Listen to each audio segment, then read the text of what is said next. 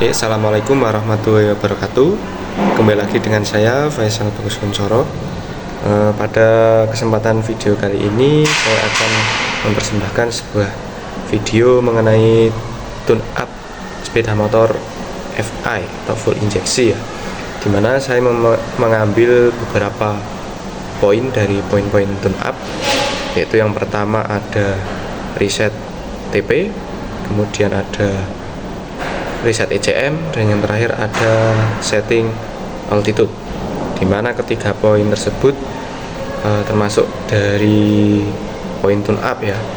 Nah, jadi sebelum itu kita bahas dulu kenapa sih kok harus sepeda motor injeksi itu harus kita tune up ya, sama halnya juga dengan sepeda motor konvensional ya, dimana perlu adanya sebuah perawatan berkala untuk selalu memberikan kendaraan sepeda motor kita itu selalu dalam kondisi yang prima.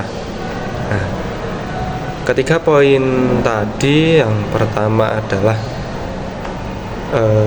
reset TP, ada reset ECM, dan ada setting altitude. Oke, sebelum melakukan praktek, kita persiapkan terlebih dahulu alat-alatnya. Yang pertama ada obeng, kemudian ada SCS konektor, kemudian ada juga jumper line dan unit kendaraan yang akan kita gunakan praktek.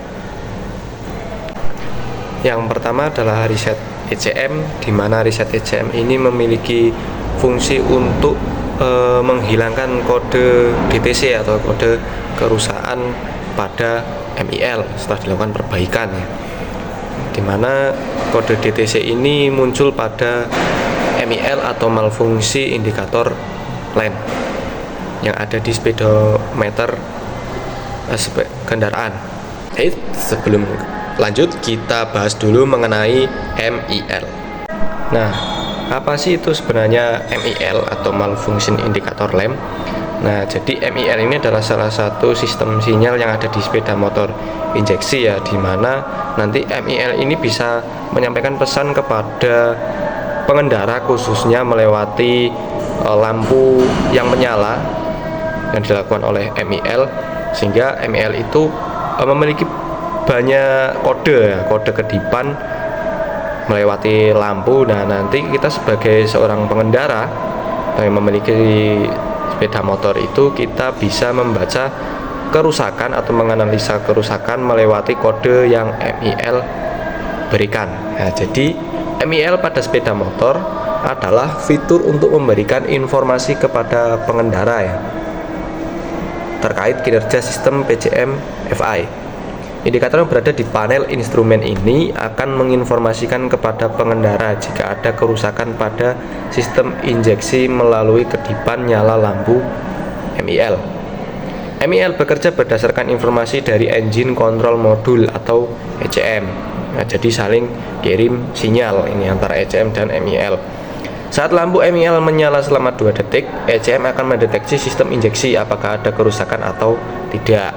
Dalam kondisi normal, saat kunci kontak diputar ke posisi on, maka lampu indikator MIL akan menyala sekitar 2 detik dan akan mati kembali. Tapi jika ECM menemukan kerusakan ataupun kendala, maka MIL ini akan berkedip sesuai dengan kerusakan yang terjadi.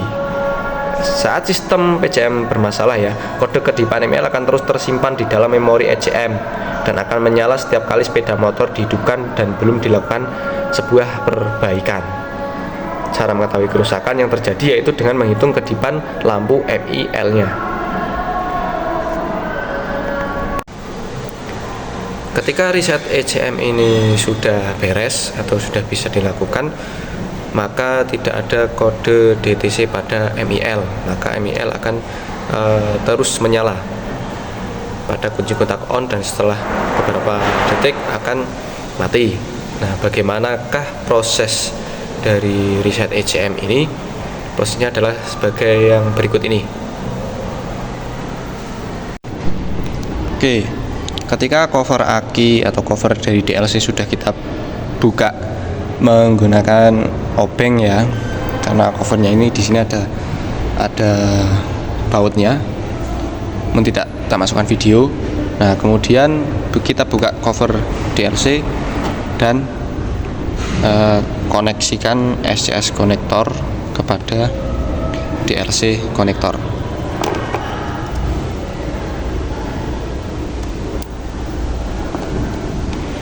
Nah, kemudian untuk mereset ECM kita tinggal nanti kunci kontak kita on kan, kemudian SCS kita cabut. Nah, sebelum 5 detik kita akan pasang kembali kepada DLC konektor. Nah, berikut caranya. Nah, ini kunci kontak on. Nah, kemudian kita cabut ya, 1, 2, 3 kita pasang kembali. Nah, oke, kunci kontak off.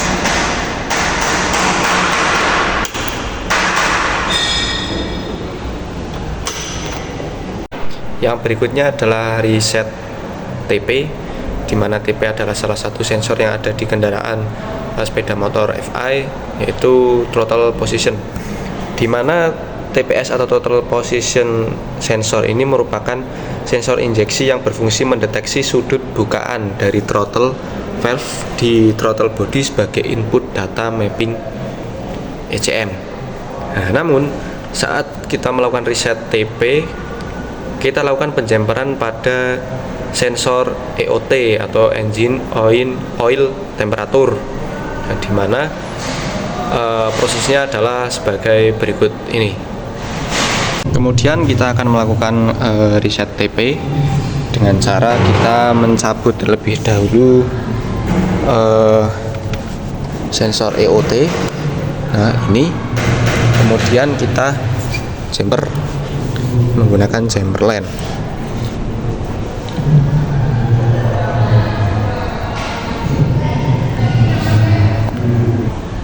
Dengan catatan DLC masih kita pasangkan dengan SCS konektor.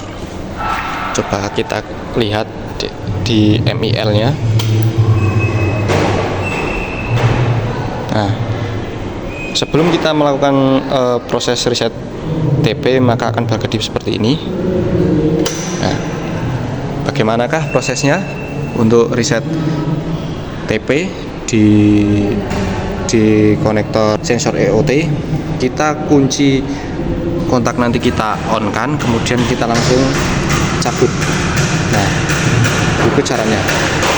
Kunci kontak kita on. Nah, kemudian ini langsung bisa kita cabut saja begini. Nah, lalu, kedipannya akan cepat, tidak seperti tadi yang lambat. Kemudian kunci kontak kita off kan.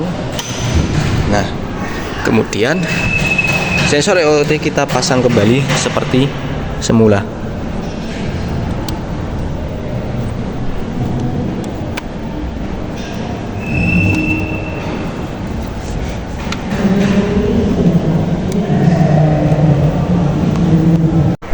Langkah yang berikutnya adalah setting altitude, di mana setting ini ada beberapa macam ya, disesuaikan dengan kendaraan ini beroperasi di ketinggian berapa.